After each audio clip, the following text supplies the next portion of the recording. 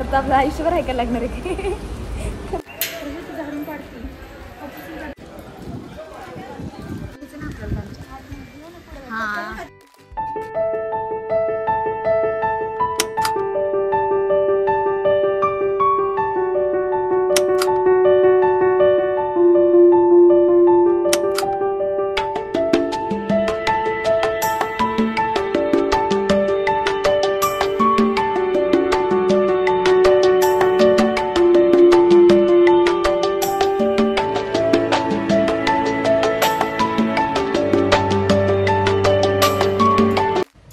Guys, मी प्रजिता बुरुड. तर आज आम्ही आलोय त्र्यंबकेश्वरला. अचानक भयानक प्लॅन केलेला हे बघा, कसे शॉक होऊन बघतात.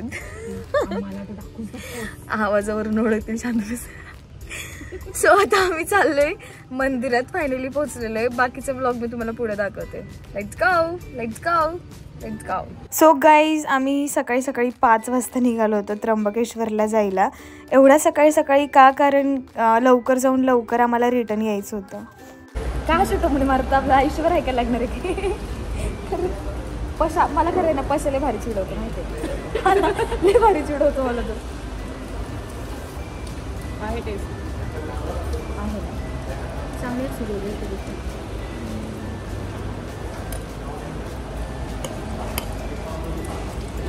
मस्त आहे गं.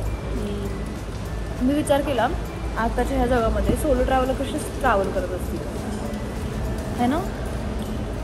सो गाईज, खूप छान मिसळ होती आणि ती खाल्ली आणि त्यानंतर आम्ही निघालो होतो फायनली नाशिक साईडला. कारण तिकडेच त्र्यंबकेश्वरचं मंदिर आहे. 12 ज्योतिर्लिंगांपैकी एक ज्योतिर्लिंग म्हणजे त्र्यंबकेश्वर. सो तिथे जवळ पोचल्यानंतर इतकं सुंदर धुकं दिसत होतं, म्हणजे मी एक्सप्लेनच नाही करू शकत. आणि हे पहा, आम्ही नाशिकला एकदम फायनली तिथे मंदिराच्या जवळच पोचलो होतो. तर आम्हाला कार पार्क करायची होती, त्यासाठी आम्ही तिकडे आतमध्ये चाललो होतो. खूप जवळ आम्ही मंदिराच्या पार्क करणार होतो कार. आणि हे पहा, फायनली गाडी पार्क केल्याच्या नंतर आम्ही इथून स्टार्टिंगचं म्हणजे मंदिराकडे जायला आम्ही इथूनच निघालो होतो. आणि तिथून पुढे गेल्याच्या नंतर म्हणजे मी फर्स्ट टाईम आले होते, माझ्या मैत्रिणीला माहीत होतं, तिच्या मागे मागे मागे मागे आम्ही चाललो होतो. आणि फायनली पहा, तिथे पोचल्यानंतर आम्ही इथून फुलं वगैरे घेतली, बेलफूल घेतलं. आणि त्यानंतर हे स्टार्टिंग पॉईंट होता, इथून आत जायचं होतं. बरेचसे लोक पहा त्या लाईनमधून जात आहेत. तर तिथून आत गेल्याच्या नंतर तिथे पहा गर्दी तर अजिबात नव्हती. सो दर्शन घेतलं छान आम्ही बाहेरनं. पहा, इथून तुम्ही पण दर्शन घ्या. आणि आतमध्ये गेल्याच्या नंतर जवळजवळ आम्हाला फक्त एक तास पण आम्ही लाईनमध्ये थांबलो नव्हतो. अर्धा तासात बहुतेक आमचं दर्शन झालं होतं. आणि खूप जास्त पाऊस अचानक यायला लागलेला. आणि तिकडं खरं पावसाचंच वातावरण होतं त्र्यंबकेश्वरला. पण इतकं सुंदर ते मंदिर आहे, इतकं छान तिथं वाईब्स आहेत.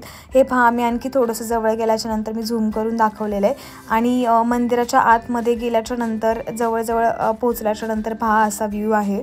आणि इथून आतमध्ये गेल्यावर पहा, हे मंदिराच्या जवळ आलो आहे आम्ही आता, म्हणजे खूप जवळ आलो आहे. तर तिथे मी एक व्हिडिओ काढला आणि तिथे थोडेसे फोटोज वगैरे ते काढून देत होते लोक. आणि बाहेर आल्यावर आम्ही जरा फोटोज वगैरे क्लिक केले.